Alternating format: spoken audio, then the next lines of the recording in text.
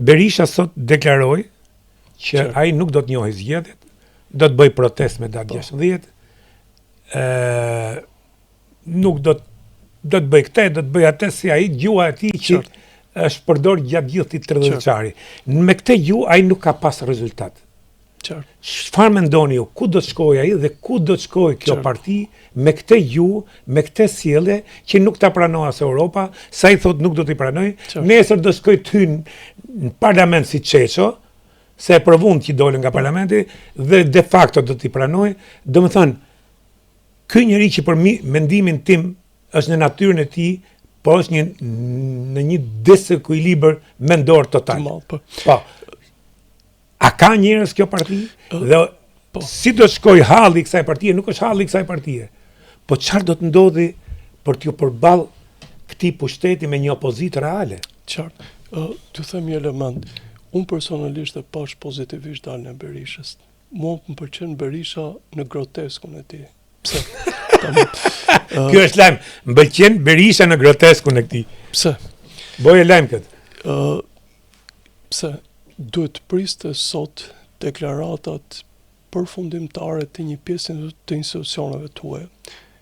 Raporti i parë i OSBE-Odierit është lakmusi i parë i zgjedhjeve dhe ne pam, vërtet ka pas probleme për shkak të polarizimit politik, por zgjedhjet kishin standard.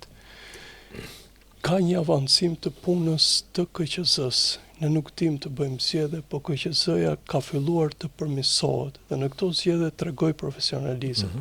Para pak orësh ka dalë zonja Kajas, është personaliteti tash i cili merret realisht me Bashkimin Evropian, është figura kryesore mbas njeriu që drejton Bashkimin Evropian. Zonja Kos gjithashtu foli për zgjedhjet, që do thotë standardet janë të mira, por duhen parë me kujdes element të tjerë. Për Shqipërinë është gjë e madhe në momentet që kjo po futet. Pse e thashte? Ju thatë diçka me shumë sens, duke përdorur logjikën pragmatike. Duhet të presësh normalisht se si shikojnë instancat që i certifikojnë zgjedhjet, pastaj ti ngri narracionin tënd. Zoti Berisha jo vetëm që nuk i priti, jo vetëm që tregon që nuk i njeh institucionet që janë mbi ne, por mbi të gjitha është i paqartë për rrugën që po bën Shqipëria.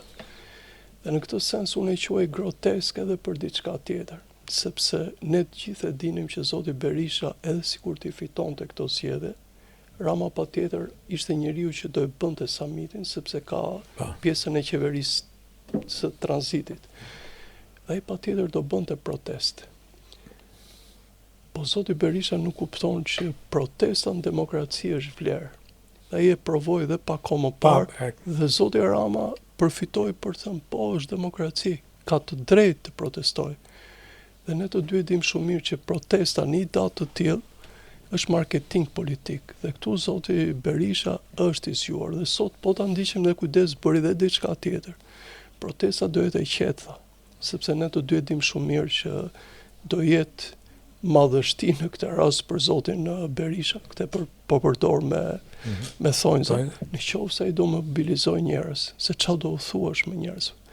Pra, po bën një protest, po i shërben Ramës përsëri në mënyrën më të pamenduar. Prandaj thash, edhe në këtë moment ai është grotesk. Dhe mua më vjen keq, ju prapë thatë me shumë zgjuarsi që po mirë si nuk ka njeri që t'i flasi. Sepse gjëja më e mirë do ishte që të mbante një lloj distance, të thoshte që t'i flasi ai duhet dëgjoj, dhe që t'i flasin ai duhet ketë njerëz që të dinë. Ai as nuk dëgjon dhe ai nuk ka njerëz që dinë aty në atë parti.